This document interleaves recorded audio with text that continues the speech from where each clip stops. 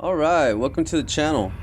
Today I'm going to be changing the brake pads of my 2002 Ford F150. We're going to be doing the front brake pads today. And if you've never changed your brake pads before and you want to know how to do it yourself, just sit back, relax, and watch me do it. And I'll try to explain as I go along. But it's one of the easiest things you can do. It's only 2 screws and I'll show you how to do it. I'll try to do my best to explain. So here we go, let's begin.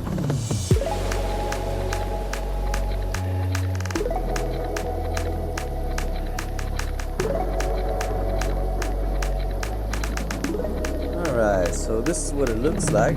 And this is your disc brake, or your rotor, they call them rotors. Alright, and right here, that's your caliper brake. And inside are your brake pads. We got one on both sides. Okay, got one there and one on the other side.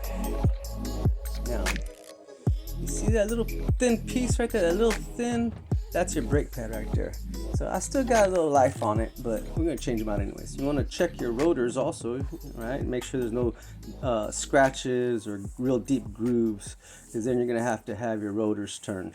And that just means that they're going to resurface them, make them smooth again. So you don't have to go buy brand new ones. You could just take these old ones off and then have them resurface. They call it turning your rotors. Okay. So, okay, let me show you where those 2 screws are at right now. You got one right here, and then you got another one on the bottom. I'll show you where that's at in just a minute. Let me get a better view. Let me move the camera around, see if we can get a better view. Okay, and right there. Okay.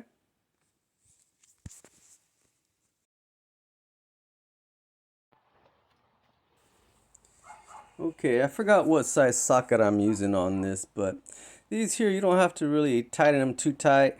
They're very easy to loosen. Alright, and when you go to put them back on, you don't have to screw them in really tight, because you might just over screw them. You just want to screw them in nice and snug. You screw it till it gets tight, and then maybe a little quarter turn more or so.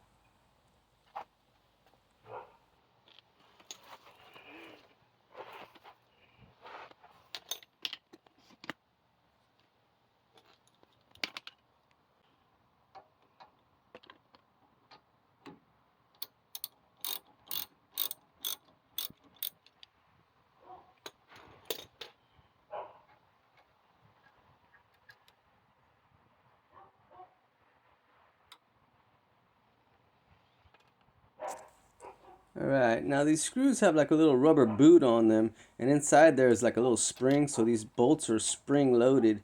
So you want to push them in there really good when you're putting it back together again, and make sure it makes contact, okay? Okay, now some of these brake pads, they get rusted and corroded and they get stuck on there. So if you just tap them just a little bit, just nice little tap. You don't want to hit it real hard with a hammer, preferably a rubber mallet, and if you don't, if not, I've been doing this for a long time, so I know exactly how hard to hit it, without breaking anything. You can just tap it till it loosens up. Don't let it fall. Don't let it fall. Make sure you catch it or you hold on to it, right? Because look at all these. They have these hoses, right? Some have little metal connectors and some are rubber, and you just want to be careful with that. You don't want to break it. So I put it up on top here. I place it on top, and it just stays up there like that, nice and easy. Okay, just like that. Now see, you see this hose? It's metal, and then it turns into rubber, like a rubber hose, and then it turns into metal again. Okay, right there, the connection is the metal. So you want to be real careful not to damage it. Now see how rusted and corroded these are? See how rusted? But you tap it a little bit, break them loose, and they'll come right out. Look at that. You see that? Now these brake pads are still pretty good. I still got some life on them. So I still could have gone maybe a couple more months like that. I don't use my truck too often. And but that's what it looks like. That's what the old ones look like. I'll show you the new ones in a minute. Look at all that rust.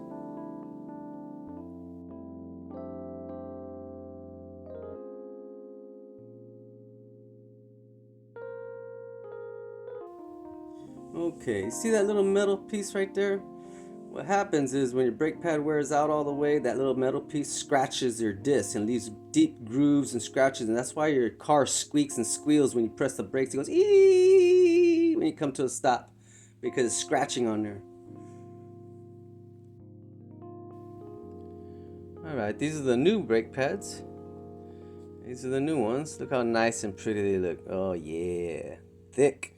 Nice and thick. Alright, there you go.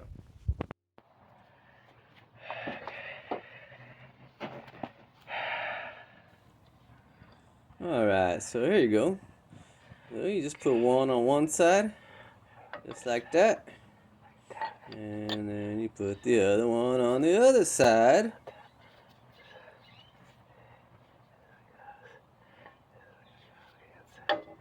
Right there like that. Just like that? Yeah, just like that.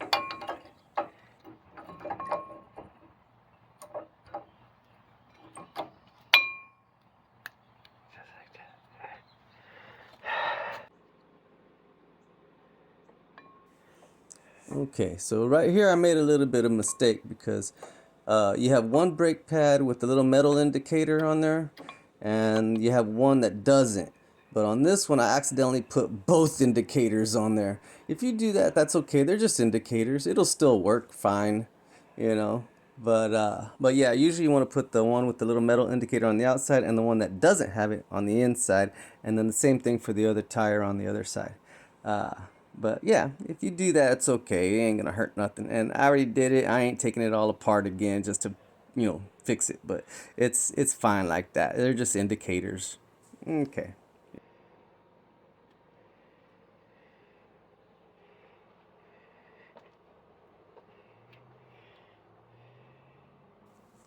Okay, now here's the part that everybody has problems with. Being able to push these cylinders, these brake cylinders back inside so you can fit it on to your brake pads. Okay, so what I usually do is I'll take the old brake pad and I use the part that's smooth on one side. You see that right there? And a C-clamp.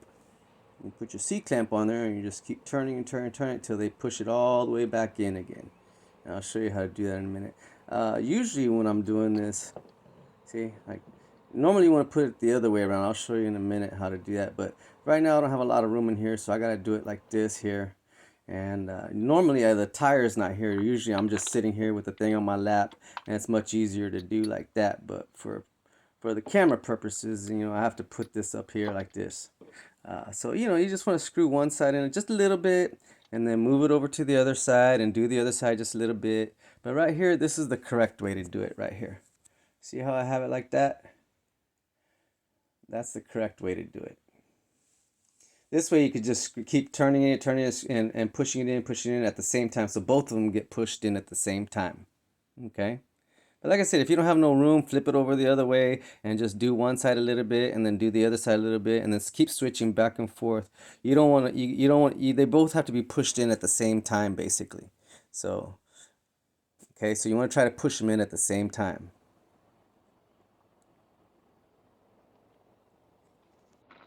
Okay, here's a side-by-side view of the new ones and the old ones. You can definitely see the difference.